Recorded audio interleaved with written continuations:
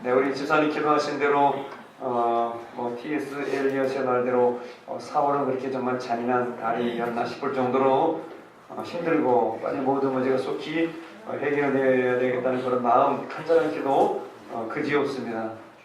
온 나라가 슬픔 속에 잠겨서 들려오는 소식이 좋은 소식보다는 슬픔을 이길 만한 소식이 없을 정도로 그렇게 괴로워하고 있습니다. 수백 명의 생명을 앗아간 그 세월호의 침몰은 우리에게 시사하는 바가 너무나 큰 것 같습니다. 이제는 에어포켓, 구조 이런 말은 둘째고 이제는 시신만이로 끝내달라는 이러한 절규가 있고요.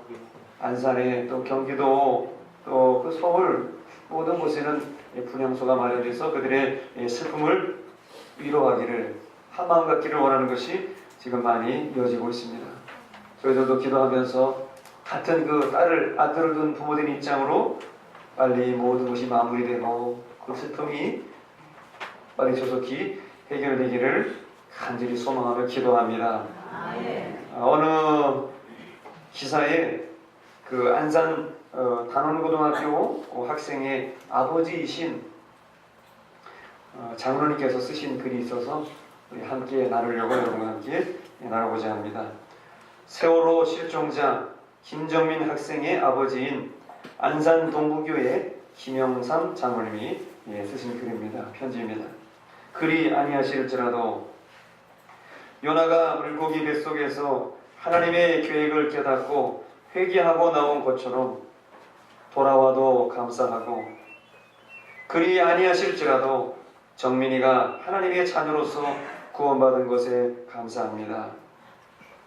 이번 일로 통하여 하나님의 모든 백성들이 생사화복의 주권이 하나님께 있음을 항상 고백하고 우리의 생명이 영원하지 않음을 인식하고 잠시 있다가는 나그네 인생, 하나님의 계획 속에서 말씀과 기도의 현장, 오직 예수 그리스도 오직 복음으로 오직 전도자의 삶을 살기를 기도합니다.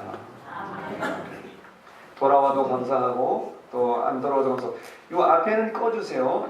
앞에는 꺼주시고요. 정민이가 자녀로서 구원받은 것에 감사하고 그런 이 부모의 마음을 담아서 우리 장로님께서 돌아와도 감사하고 돌아오지 않아도 감사하고,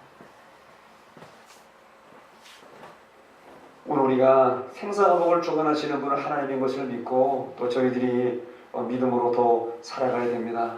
또 하나님 앞에서 겸손한 마음을 가지고 저 여러분들이 또 살아가야 될 줄로 압니다. 언제 우리 주님께서 부르실지 아무도 몰라요. 나이가 들고 세월이 가면서 언제 하나님께서 우리 이름 부르시면 우리는 그냥 하늘로 올라가야 됩니다. 이 세상 모든 건 다 이런 가족도 함께 갈 수 없고 나 혼자 가는 그런 천국의 여행을 우리는 떠날 수밖에 없습니다. 그때가 언제인지 모르지만 그날까지 우리가 믿음의 수고를 잘 지키고 믿음의 달려갈 길을 잘 달려가는 저와 여러분들 남은 인생 다 되시기를 바랍니다. 특별히 우리가 그 세월호 슬픔 당한 유족들을 위해서 우리가 기도하면서 우리가 그들의 아픔을 같이 껴안고 이 모든 것이 우리들의 잘못이고 우리 어른들의 잘못인 것을 고백하면서 우리 후손들에게, 우리 아들, 딸들, 우리의 손자, 손녀들에게 살기 좋은 대한민국을 물려줘야 되지 않겠습니까? 저희 어른된 저희들이 나 자신을 회개함으로 이 대한민국을 다시 한번 일으킬 수 있는 아름다운 시간이 우리에게 속히 주어지기를 간절히 소망합니다. 오늘 말씀은 집사님 읽어주신 대로 창세기 26장의 말씀이 특별히 이삭에 대한 말씀입니다. 여러분, 이삭이 누구입니까? 이삭은 아브라함이 100세에 낳은 아들입니다. 이 아브라함 때나 지금이나 사람들이 살아간 날수가 비슷하더라고요. 지금은 더 적게 살지만 그때도 한 120년 정도 살았어요. 근데 그때 당시에 100세의 아들을 낳았다는 거, 이거는 전무후무한 일입니다. 그때 당시에 지금도 100세의 아들을 낳았다 도저히 있을 수 없는 일입니다. 인간의 힘으로는 안 되는 일입니다. 그런데 하나님께서 100세의 아브라함에게 아들을 주셨으니 그가 곧 이삭이었습니다. 그리고 그 이름의 뜻이 뭐예요? 웃음이에요. 웃음. 레핑. 하나님이 그 아브라함과 사라에게 너무 어이가 없어서 천사가 내년 이맘때에 아들을 낳는다고 그러니까, 이야, 저분이 누군지 참 장난 잘 친다. 농담이 지났다. 그래서 부엌에서 웃었어요. 너무 어이가 없었어. 웃음밖에 나지 않은. 그래서 그 이름을 이삭. 그 이름이 웃음이라는 뜻이에요. 바로 기적의 하나님을 상징하죠. 그리고 이삭은 누구인가? 그런 성경을 찾아봐도 싸웠다는 얘기가 없어요. 그는 바로 온유한 사람이었습니다. 항상 너그럽고 부드럽고 부딪히질 않았어요. 오늘 16절, 17절 말씀에도 보면은 아비멜렉이 이삭에게 이르되 내가 우리보다 크게 강성한 자 우리를 떠나가라. 이게 뭐예요? 싸우지 말고 좋은 말할 때 헤어지자 그 말이에요. 그래서 싸우지도 않고 그냥 11절도 봐도 이삭이 그곳을 떠나 그럴 골짜기에 거류했다고 그랬어요. 부딪히기를 싫어했고 아마 싫은 소리 하기도 싫어하고 그런 온유한 성품의 소유자가 바로 이삭이었습니다. 그리고 그 이삭은 누구인가? 오늘 성경이 말씀하는 것처럼 그는 순종의 사람이라고 말합니다. 여러분, 순종이라는 게 무엇입니까? 순종은 내 뜻보다도 하나님의 뜻을 앞세우는 것이죠. 내 뜻을 버리고 하나님의 뜻을 받아들이는 것이 이게 순종입니다. 그리고 성경은 말씀하시기를 순종은 제사보다 나은 것이라고 말씀합니다. 사무엘상 15장 22절에 성경은 이렇게 말씀합니다. 같이 한번 읽어볼까요? 사무엘이 이르되 여호와께서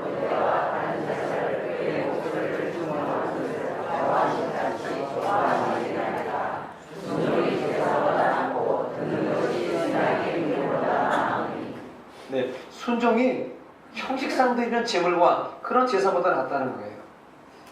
여러분, 우리가 순종하지 않으면서 여기서는 순종하는 것 같아도 돌아서면 면종복배하는 그런 이율배반적인 삶을 산다면 그건 순종이 아니겠죠.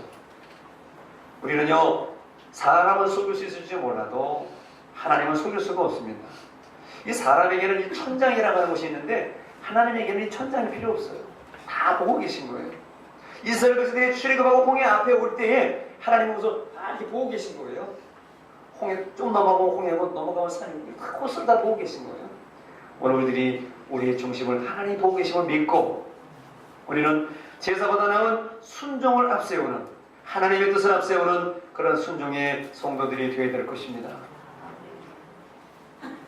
이삭이 어떻게 순종했습니까? 성경에 보니까 그가 번제로 드려질 때에도 순종했다고 그랬어요. 도망가지 않았어요. 아버지가 그 청년 이삭을 드리려고 할 때에 하나님이 드리라고 그런다 어떡하냐 그럴 때 이삭이 도망가지 않았어요. 창세기 22장 10절에 성경이 이렇게 말씀합니다. 같이 한번 읽어보겠습니다. 손을 내밀어 칼을 잡고 그 아들을 잡으려 하니 제단에다가 아들을 잡고 손을 내밀어 칼을 잡고 그 아들을 막 잡으려고 그러는데도 이삭이 도망가지 않아요. 부정하지 않아요. 부인하지 않아요. 그만큼 그는 번제로 드려질 때에도 순종하는 정말 순종의 사람이었습니다. 그러면은 오늘 이삭이 순종했다는 그런 사람이라고 우리가 들었는데 여러분 이 이삭의 순종은 어떠한 순종이겠습니까? 어디로부터 온 순종이겠습니까? 오늘 우리가 그 순종을 배우기를 원합니다. 그 순종을 알기를 원합니다. 오늘 2절 말씀해 보니까 이삭의 순종은 어떠한 순종이냐? 바로 2절에 미래를 바라보는 순종이라고 말씀하고 있습니다. 오늘 2절에 보십시오. 여호와께서 이삭에게 나타나 이르시되 애굽으로 내려가지 말고 내가 네게 지시한 땅에 거주하라 말씀합니다. 현재 지금 그때 당시에 이삭이 살고 있던 그 땅 바로 가나안 땅에 흉년이 들었어요. 여기 왜 왔습니까? 자기 아버지가 온 땅이에요. 자기가 오고 싶어 온 땅이 아니에요. 하나님이 아브라함을 불러서 하란 땅에서 가나안 땅으로 가라고 해서 아버지랑 내려왔는데 여기에 흉년이 들었어요. 흉년이 들었는데 오늘 1절에 보니까 보통 흉년이 아니라 두 번째 흉년이 들은 것 같은데 큰 흉년이 들었길래 흉년이라고 써놨겠죠? 조그만 흉년이면 여기 쓰지 않았겠죠? 가나안 땅에 먹을 것이 없는 큰 척박한 흉년이 들었다는 거예요. 아버지들도 흉년이 들더니 아니 하나님께서는 가나안 땅에 들어가면 잘 살게 해주시고 번성하게 해주시고 축복해 주신다더니 아니 오자마자 아브라함 아버지 때 흉년 들고 나도 좀 살만하니까 또 흉년이 들었어요. 하나님 이거 속이시는 거 아닙니까? 자, 첫 번째 흉년은 어떻게 들었나? 아브라함 때, 아버지 때 어떻게 흉년이 들었나? 창세기 12장 10절에 한번 보시기 바랍니다. 창세기 12장 10절입니다. 시작! 그 땅에 기근이 들었으므로 아브라함이 애굽에 거류하려고 그리로 내려갔으니 이는 그 땅에 기근이 심하였습니다. 아버지 아브라함은 애굽으로 내려갔어요? 안 내려갔어요? 내려갔어요. 그런데 이삭에게 뭐라 그래요? 내려가지 말라. 아브라함은 혹시 실수해서 내려가지 몰라도, 아버지는 내려가는지 몰라도 너는 내려가지 말라. 아들에게 두 번째 당부하고 있는 것입니다. 먹을 것이 없어요. 하나님의 약속이 어딘지 응답이 없어요. 하나님의 축복이 안 보여요. 간신히 아들 하나 얻어가지고 지금 집안의 명맥을 이어가고 있는, 그러나 정말 초라한 집안과 같은, 사람들이 볼 때 저기는 뭐 하나님에서 가난 어디 우울해서 왔다는데, 뭐 하나님의 축복을 받고 왔다는데, 여기까지 왔는데 아들도 간신히 하나 낳고, 뭐 종을 통해서 간신히 이스마엘 하나 낳고, 그냥 피죽이나 먹고 그냥 가난하게 살아가는 사람들이야. 하나님을 믿는지 안 믿는지 모르겠어 도대체 하는 정도의 그런 얘기를 들으면서도 살아가고 있는 그런 곳에서 하나님께서 말씀하십니다. 미래를 바라보는 순종을 하나님께서는 그에게 말씀하고 계셨던 것입니다. 내려가지 말라는 거예요. 성경에 보니까 내려가지 않는 게 굉장히 중요해요. 오늘 2절을 말씀하시죠. 애굽으로 내려가지 말고. 아브라함 때도 내려가지 말라고 그랬는데 아브라함이 실수했어요. 오늘 이삭에게 말씀합니다. 하나님이 애굽으로 내려가지 말라. 성경에도 보니까 예루살렘에서 여리고로 내려가다가 누구 만났어요? 강도 만났어요. 여러분, 신앙생활에서, 교회생활에서 중요한 게 있어요. 내려가지 마시길 바랍니다. 신앙생활 내려가지 마시기 바랍니다. 올라가는 신앙 가지시길 바랍니다. 교회로 올라가고, 성령 충만으로 올라가고, 예루살렘 성으로 올라가고, 하나님의 나라의 천성에서 올라가고, 이게 되는 거예요. 그것이 하나님의 순종의 자녀들인 것입니다. 여러분, 순종이 무엇입니까? 바로 순종은 미래의 축복을 바라보고 미래를 기다리는 것입니다. 우리 함께 따라해 볼까요? 미래를 기다리는 것이다. 미래를 기다리는 것이다. 하나님의 약속을 믿고 미래를 기다리는 거예요. 미래를 바라보는 거예요. 그것이 순종인 거예요. 지금 당장 아니래도. 그래서 우리는 믿음으로 결단하고, 믿음으로 헌신하고, 믿음으로 순종하는 거예요. 그러면 하나님이 반드시 축복해 주시는 겁니다. 그리고 이삭의 순종은 어떠한 순종인가? 오늘 5절에 말씀하시기를 그는 부모에게서 배운 순종입니다. 오늘 5절 말씀 보세요. 이는 아브라함이 내 말을 순종하고 내 명령과 내 계명과 내 율례와 법도를 지켰음이라 하십니다. 이삭의 아버지는 누구입니까? 아브라함이요. 아브라함에게 하나님께서 말씀하셔서 네 독자 이삭을 모리아 산에 가서 내게 번제로 드리라고 그랬어요. 하나님도 무심하시지. 주실 때는 언제 그 독자 이삭을 번제로 바치래요? 사람을 번제로 어떻게 바칩니까? 사람을 어떻게 죽여가지고 각을 떠가지고 뼈를 분리하고 해부를 해가지고 하나님께 번제로 드리는데 어떻게 이럴 수가 있습니까? 요구하시는 하나님이나 또 그것을 따라야 되는 아브라함의 믿음은 도대체 무엇입니까? 어려서 이삭은 자기 아버지 아브라함이 하나님께 순종하는 모습을 보고 자랐어요. 여러분의 부모를 한번 생각해 보시길 바랍니다. 여러분의 부모는 하나님에게 순종하는 부모였습니까? 아니, 오늘 여러분 자신들은 자식 앞에서 내가 하나님께 순종하는 그런 순종하는 부모인가? 다시 한번 돌아보시길 바랍니다. 자식은요, 말하기를 자식은 부모의 거울이라고 그랬습니다. 자식이 하는 거 보면은 그 부모가 어떻게 했는지를 안다고 그랬어요. 바로 부모의 선생이 바로 자녀인 것이죠. 그런데 이삭은 아버지 아브라함이 하나님께 순종하는 자기의 독자 이삭 아들도 바치는 모습을 보고 순종을 보고 자랐다는 것입니다. 여러분, 그때도 순종한 자기 아버지를 보면서 이삭은 오늘도 도망가지 아니하고 미래를 바라보면서 부모에게 배운 순종을 통해서 오늘 하나님께 순종하고 있는 것입니다. 오늘 여기서 예배드린 우리 모든 사랑하는 자녀분들이나 우리 모든 부모님 되신 분이나 할머니 할아버지 되신 모든 분들이요, 여러분의 자녀들에게서 우리 자녀들이 순종을 배울 수 있기를, 여러분이 부모로서 순종하는 모습을 보여줄 수 있기를 주님의 이름으로 축원합니다. 내 자식이 불순종하는 것은 누구 때문이에요? 내가 불순종하기 때문에 그래요. 우리 자식이 방탕한 건 왜요? 내가 방탕한 거예요. 우리 자식이 기도하는 건 누구 때문이에요? 내가 기도 안 해서 그런 거예요. 그걸 깨닫고 알고 믿는 사람, 받아들이는 사람은 그 사람은 은혜 받은 사람입니다. 그 사람은 깨달은 사람이에요. 그 사람은 하나님을 믿는 사람입니다. 그런데 우리 아들은요, 지 아버지 닮아서 그런가, 우리 딸은 지 어머니 닮아서 그런가, 처갓집 닮아서 그런가, 우리 한국사를 큰 거라고 꼭 그냥 이런 사람은 덜 된 사람이에요. 진정한 부모는, 기도하는 부모는, 순종하는 부모는 아들의 모습을 보면서 딸의 모습을 보면서 내가 저래서, 내가 그래서 그래, 그러면서 그 자식을 껴안고 기도하며 하나님께 나를 다시 한번 깨워줘 달라고 기도하며 무릎 꿇는 그런 부모가 순종하는 부모고, 그 부모 밑에서는 잘못될 자식이 없습니다. 반드시 주께로 돌아오고 하나님 그 자녀를 쓰십니다. 그래서 이삭의 순종은 부모에게서부터 물려받은, 부모에게서 받은 순종이에요. 이 순종을 우리 후손들에게 물려주는 우리 모든 성도들 다 되시기를 바랍니다. 그리고 이삭의 순종은 어떠한 순종인가? 오늘 8절에 놀랍다고 말씀하십니다. 이삭의 순종은 오랜 기간의 순종이었다고 말씀합니다. 우리 8절을 보실까요? 8절, 이삭이 거기 오래 거주하였더니 이삭이 그 안에 리브가를 기워하는 것을 우리에서 또한 아비멜렉이 창으로 내다보지라. 이삭이 거기 어떻게 거주했죠? 네, 오래 거주했습니다. 순종? 당장 하세요. 여기 떠나지마. 네, 알겠습니다. 이게 뭐예요? 당장은 할 수 있단 말이에요. 하루는 할 수 있단 말이에요.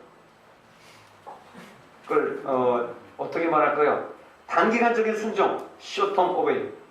단기간적인 순종 할 수 있어요. 기분 내키는 대로 할 수 있어요. 그러나 장기적인 순종, 오랜 기간의 순종, long-term obey. 이것이 오늘 저희들에게 필요하다는 거죠. 이삭이 했던 순종은 바로 오랫동안 그곳에 머물면서 하나님의 축복이 떨어질 때까지, 하나님의 응답이 있을 때까지 오래도록 거기 거주하는 거예요. 지금 그 땅에 지금 흉년에 들었음에도 불구하고 회복될 때까지, 하나님이 축복 주실 때까지 거기에 오래 거주하는 거예요. 애굽으로 내려가지 말고. 이것이 아브라함의 순종이었어요. 여러분, 기분 따라 달라지는, 앞에서는 면종하고 돌아서는 복배하는 그런 것이 아니고, 앞에서는 하겠습니다 그러고, 오늘만 하겠습니다 그러고, 한 달만 하겠습니다 그러고, 1년만 하겠습니다 그러고 2년째는 안 해버리고 그 다음에는 안 해버리는, 이런 게 아니고, 일시적인 순종은 진짜 순종이 아닙니다. 하나님이 원하시는 순종은 하나님이 축복 주시고 응답하시고 말씀하실 때까지, 하늘의 응답이 나올 때까지 오랫동안 참고 기다리며 순종하는 것이 참 순종인 것입니다. 이것이 이삭의 순종이었어요. 그래서 이삭이 그렇게 오랜 기간 동안 순종하니까 하나님께서 어떠한 축복의 결과를 주십니까? 오늘 12절에 말씀하시기를 그가 그 땅에서 농사하여 몇 배를 얻었죠? 100배로서 100배. 먼저 농사에서 100배를 얻었는데 소출이 100배 된 것도 중요합니다. 그러나 더 중요한 것은 그 땅이 회복되었다는 거예요. 흉년에서, 척박한 땅에서 회복이 되더니 결국 농사가 지어서 땅이 복을 받아 소출이 100배가 됐다는 거예요. 중요한 것은 땅이 회복되고 땅이 복을 받은 것입니다. 이것이 순종의 축복이에요. 1단계의 축복이에요. 땅이 축복하는 거. 왜냐하면 우리는 땅에서 온 사람들이고 땅을 딛고 사는 사람이기 때문에 땅이 회복돼야 우리의 인생이 회복되고 그 영혼이 회복되는 것입니다. 바로 이 100배 얻었다는 것은 바로 완전한 축복을 우리에게 상징합니다. 주님께서 말씀하셨어요. 좋은 땅에 심겼다는 게 뭐냐? 좋은 땅에 씨가 뿌려졌다는 게 뭐냐? 이것은 말씀을 듣고 깨닫는 것을 말한다. 말씀을 듣고 깨닫는 자는 어떻게 됩니까? 땅에 뿌려진 씨앗으로 인해서 100배, 60배, 30배의 결실을 맺는다고 말씀하고 있습니다. 마태복음 13장 23절에 주님께서 우리에게 이렇게 말씀하셨습니다. 한번 읽어보겠습니다. 시작. 좋은 땅에 뿌려졌다는 것은 말씀을 듣고 깨닫는 자.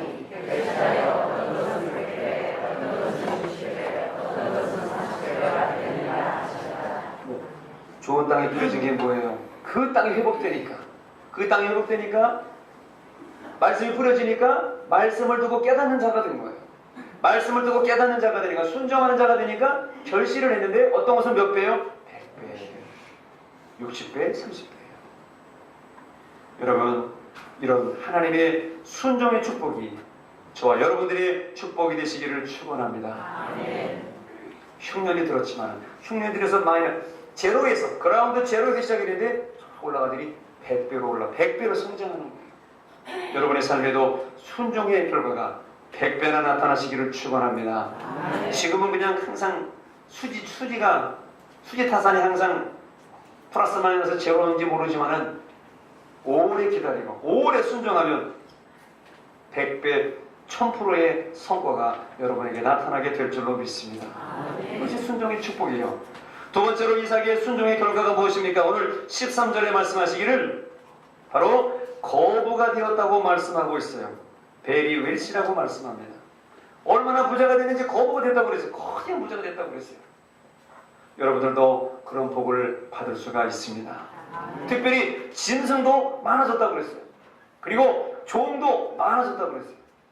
지금은 뭐 종을 부리는 사람이 없지만 저도 뭐 종을 본 적은 없지만 옛날에 저희 어머니한테 들으니까 저희 이제 외갓집이 과천인데 외갓집이 잘 살았던 모양이에요. 그래서 외갓집 땅을 밟고 다니지 않는 사람이 없었대요. 근데 옛날 또 가난해가지고 뭐 종이 꼭 나빠서가 아니라 먹고 살기 힘드니까 다른 집에 가서 머슴살이 하면서 이제 쇠경이라고 쇠경을 받아가지고 이제 1년에 뭐 쌀 4가마 5가마 이렇게 받아가지고 먹고 사는 그런 삶이 있었어요. 그런 것처럼 아마 여러분들도 아마 그런 거 경험해 보셨을 거예요. 옛날에 농사 지으면서 아마 친정에서 본인 집안에서 땅임하고 농사 많이 주셔가지고 아마 그런 어슴이나 그런 분들 많이 두시는 분도 있을 거예요. 그런 것처럼 이삭의 집이 짐승도 많아지고 총도 많아졌어요. 거부가 되었어요. 땅이 복을 받으니까 뭐가 많아져요? 짐승이 많아져요.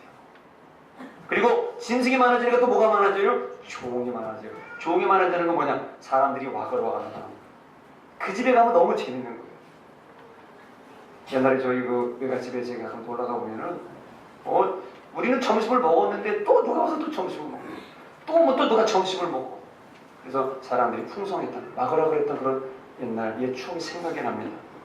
여러분들의 집에도 사람들이 와글와글하고 여러분의 가게도 사람들이 와글와글하고 전화에 막 불이 나가지고 막 수화기가 뜨거워가지고 또 전화오고 바이어가 또 전화오고 그런 축복이 순종의 축복이 여러분의 것이 되어야 될 줄로 믿습니다. 그런 거대한 부자가 됐어요. 그리고 이삭의 순종의 결과는 오늘 18절에 말씀하시기를 결정적인 축복이 나옵니다. 18절에 우물물이 솟아난 줄로 믿습니다. 우리는 너무나 좋은 삼천리 만도 금수강산에 살아서 여기서는 물 얘기해도 어떤 사람들이 그냥 물 그래도 그냥 잘 몰라요. 쌀 얘기를 하면 좀 쌀 배고프지 이런 얘기를 하는데 물 얘기하면은 그런데 이스라엘에 가면은 물이 얼마나 중요한지를 알 수가 있어요. 중동의 그 사막지대에 가면은 물이 얼마나 중요한지 알 수 있어요. 저는 물 하면은 옛날에 논에서 물 푸던 생각이 나가지고 가뭄만 들어도 벌써 이 머릿속에서 양식이 돌아가는 소리가 들리는 것 같아요. 제가 많이 말씀드렸지만은 모를 심고 4월달, 5월달, 6월달은 장마지기 전까지 비가 안 오면 논이 쩍쩍 갈라져요.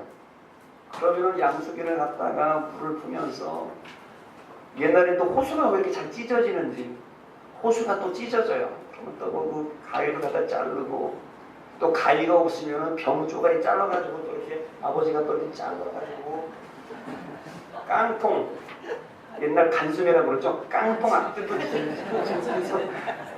이걸 부고 그래도 타이어 그걸 또 이렇게 쪼매가지고 시간 지나고 쫙쫙 뻗치고 막 그러면 또 와서 그걸 보면서 물 푸던 생각이 항상 나는데 물 얘기하고 가뭄 얘기하면은 그런 양속이 돌아가는 소리가 나요. 평생 잊지 못할 것 같아요. 여러분 그 이스라엘에서 우물이라고 하는 것은 뭐냐면은 그 사람의 재산이고요.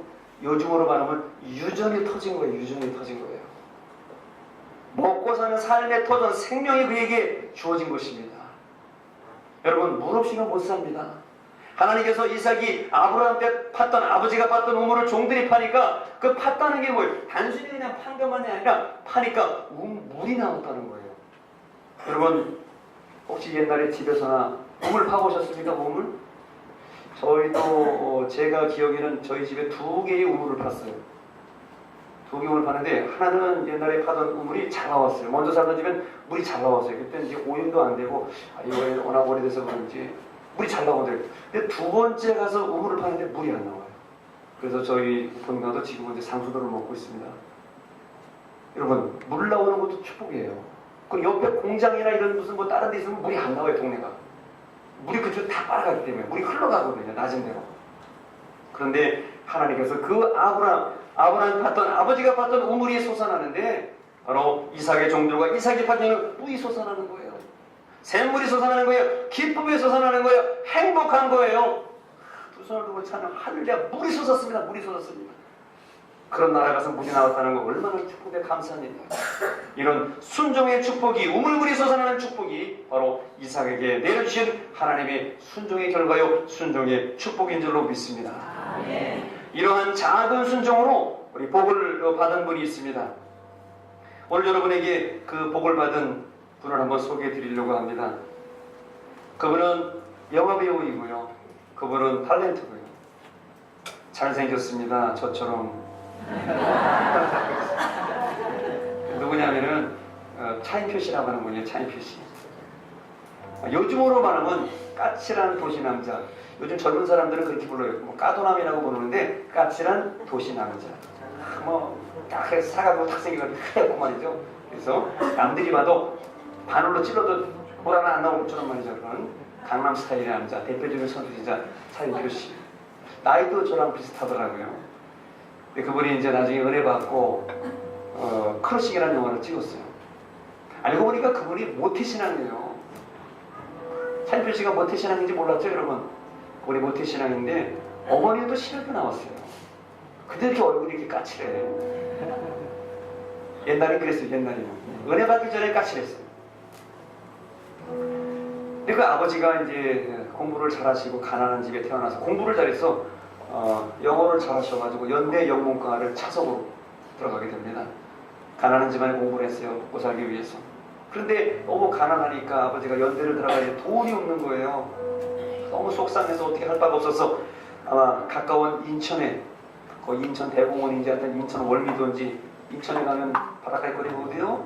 거기 공원에 가서 막 배회하고 이렇게 하늘만 쳐다보고 그냥 한숨만 푹푹 쉬고 있는데 어떤 코뾰족한 사람이 아우 청년 이러고 와서 사진 좀 찍어주세요. 그러면서 이제 뭐라고 했는지 하여튼 미국 사람이 자기 사진을 찍어달라고 그러더래요. 근데 영어로 했는지 한글로 했는지 모르지만은 어쨌든 사진 좀 찍어주세요. 그래서 갔답니다. 청년 나 사진 좀 찍어줘요. 예, 왜요? 근데 청년이 낮에 요새 그렇게 방황하고 완더링 하고 있어요. 왜냐면 배우고 있어요. 제가 사실 이번에 대학교 시험을 봤는데 돈이 없어서 입학금이 없어서 지금 학교도 못 들어가지고 걱정이 돼서 제가 지금 여기 바람 쐬러 왔습니다. 그러냐고. 어느 대학이냐고. 연세대학교입니다. 연세대학교. 예. 그러면 내가 그럼 입학금만 대주면은 당신 공부 잘할 수 있냐? 제가 입학금만 대주시면 내가 공부 잘해서 장학금 타고 제가 학교 졸업하고 다닐 자신 있습니다. 그러냐? 그래, 그럼 내가 당신의 입학금을 대줄 테니까 나머지는 네가 책임지고 다 다녀라. 그래서 그분이 그 차인표 씨 아버지 연대 입학금을 내주셨다는 거예요. 그분의 이름이 뭐냐면 미스터 스위즈라고 하는 사람입니다. 근데 그때 그 차인표 씨 아버지랑 또 한 명의 도움을 받은 사람이 있는데 바로 분당에 가면은 할렐루야 교회라고 있어요. 골짜기 아주 갈매동 산 골짜기 들어가면은 큰 교회가 있어요. 그 분당 할렐루야 교회의 김상공 목사님이에요. 그분도 영어를 잘하셔가지고 나중에 미국서 유학하셔가지고 그분은 워낙 인품도 좋고 공부도 많이 하시고 원래 평양 분이신데 이북 분이신데 내려오셔가지고 크게 공부해가지고 깡돈 차고 공부해가지고 미국 가서 공부하고 그분은 한국 사람인데 불구하고 한국말을 영어로 해요. 너무 미국에서 오래 사셔가지고 한국말을 영어처럼 해요. 그런 분인데 그분이 같이 이렇게 그분이 도와주셔가지고 미국에서 공부하고 한국에 오셨죠. 그리고 차인표 씨의 어머니는 신학을 공부했다고 그래요. 그 어려운 시절에 신학을 공부하셨고 아버지가 이제 그렇게 공부를 하고 결혼을 하셔서 이제 사업을 해서 자주 선거를 했는데 사업이라는 게 그렇잖아요. 늘 상승곡성만 있는 게 아니고 어느 날 가다가 탁 단절돼 버리잖아요. 아버지의 사업이 갑자기 망하더니 또 부부관계가 안 좋아지더니 부모님이 이혼을 하게 되더랍니다. 그때가 바로 1980년입니다. 중학교 들어가는 고해입니다. 이혼을 하게 되니까 이제 어머니도 살기 힘들어지고 그래서 먹고 살기 힘들고 어려운데 여기서 탈출하자 그래가지고 미국의 아메리칸 드림을 꿈꾸면서 어머니와 차인표 씨와 남동생이 미국으로 20살 때 유학을 가게 되었습니다. 이 차인표 씨가 삼형제가 있는데 그 형제들이 얼마나 공부를 잘하는지 그 형은 차인혁 씨라고 하는 분인데 서울시 모의고사 1등 그 당시에 뭐 여러 공부하신 분들 있지만 전국 수석하려고 준비하고 있었는데 수석은 못했고 전국 4등을 했대요. 그런데 지금 그 서울대 나와서 전국 1등 하려고 했던 그 형은 잘 못 산대요. 지금은 누가 제일 잘 사냐? 서울대 나온 형 동생보다도 서울대 못 나오고 한국 그냥 적당히 공부해가지고 미국 갔다 온 이 차인표 씨가 지금 훨씬 더 잘 산다는 거예요. 그러면서 하는 얘기가 행복은 공부순이 아니라는 거예요. 돈 버는 거는 공부하는 상관없다는 거예요. 그래서 그런 얘기를 하는데 그래서 이제 어머니와 남동생과 미국에 유학을 가서 미국 뉴저지 동부에 가서 6년 동안 공부를 하고 그리고 이제 미국에서 직장 생활을 시작을 했답니다. 근데 한국이나 미국이나 직장 생활은 별반 다름이 없나 봐요.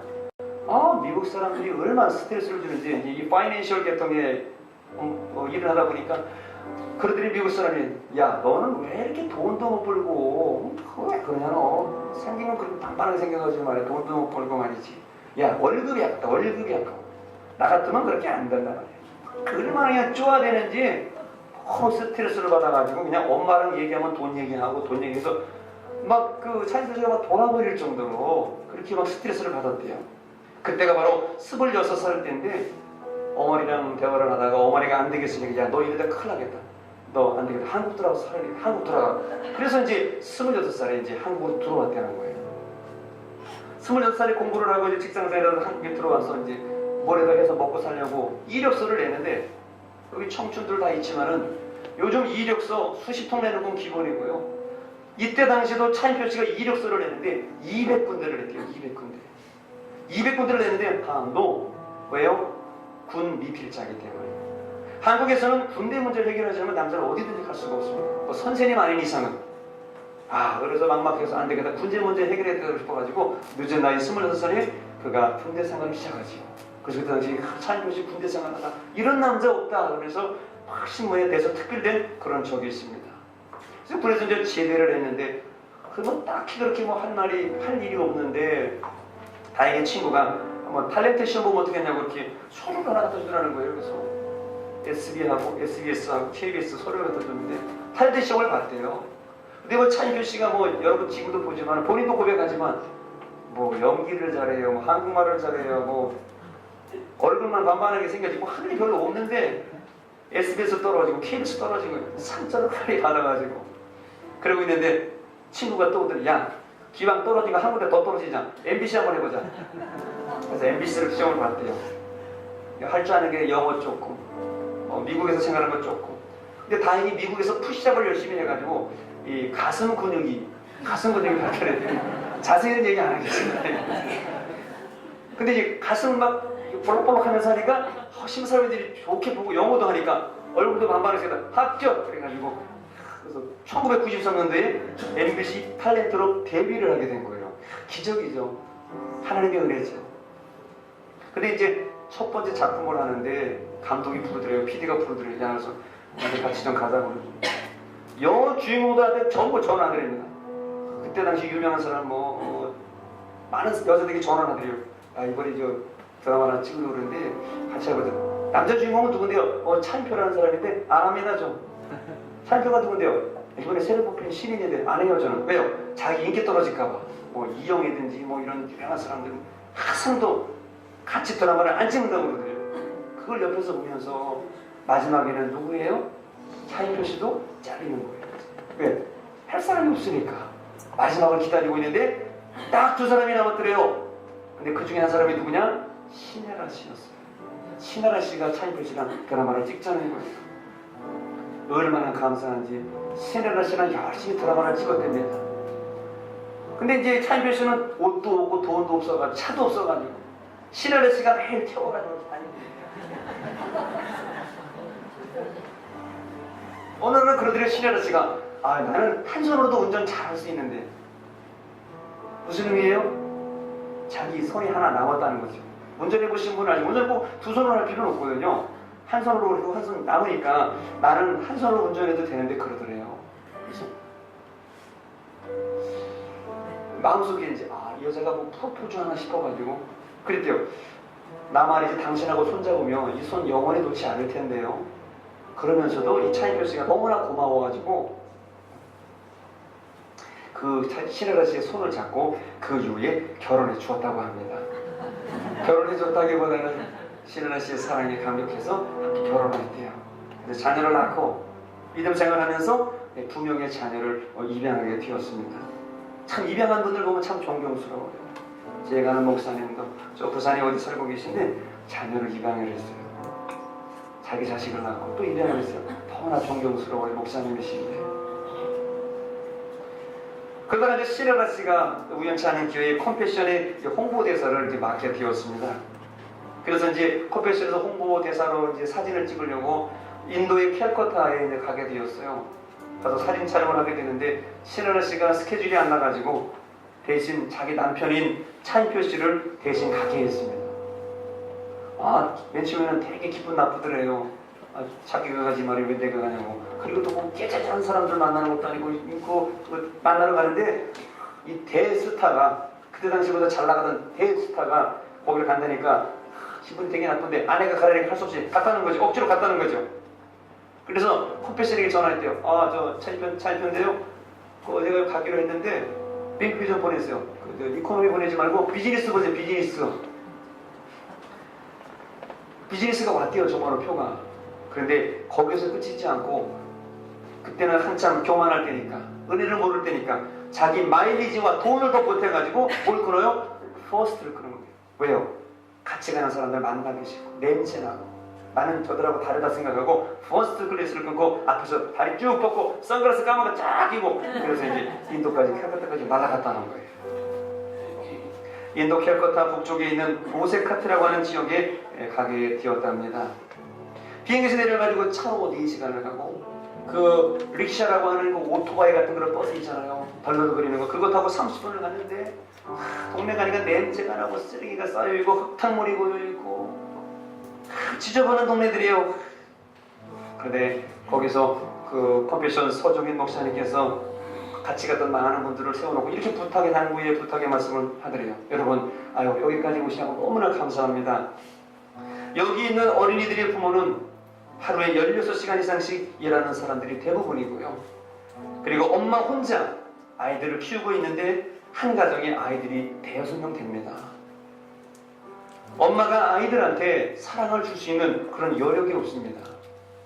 그리고 이 아이들은 태어나서 한 번도 사랑한다는 얘기를 들어보지 못했을 것입니다. 그러니 오늘 여러분 그들을 만나거든 1초가 됐든지 5초가 됐든지 마음으로 한번 그들에게 다가가 주시기를 바랍니다. 안아주셔도 좋고요. 눈을 마주치셔도 좋습니다.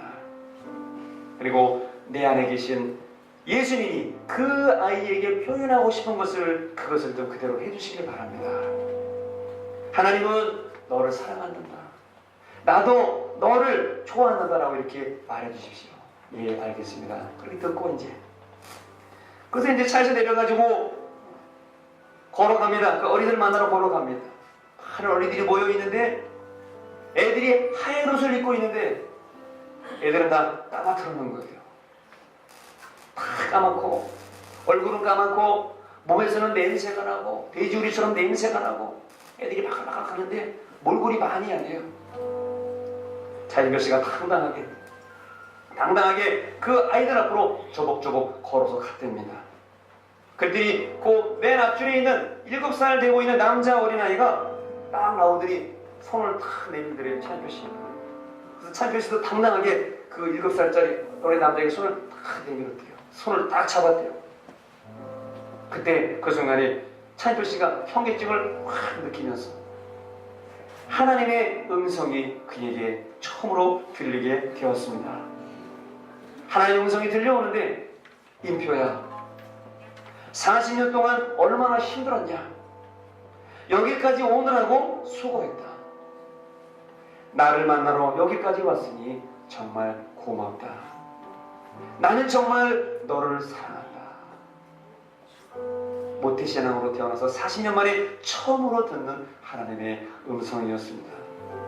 사실 그 말은 차인표 씨가 자기가 만나는 그 인도의 불쌍한 어린이들, 자기들이 돕고 있는 그 아이에게 직접적으로 해주고 싶은 말이었습니다. 그런데 그 남자의 손을 잡는 그 순간에 도리어 하나님의 음성을 차인표 씨가 듣게 된 것입니다. 자기의 가슴이 뭉클해지고 눈시울이 뜨거워졌습니다. 그는 이렇게 고백합니다. 지난 40년 동안 모태신앙으로 교회에 다녔지만 그동안 한 번도 예수님의 음성을 들어본 적이 없었습니다.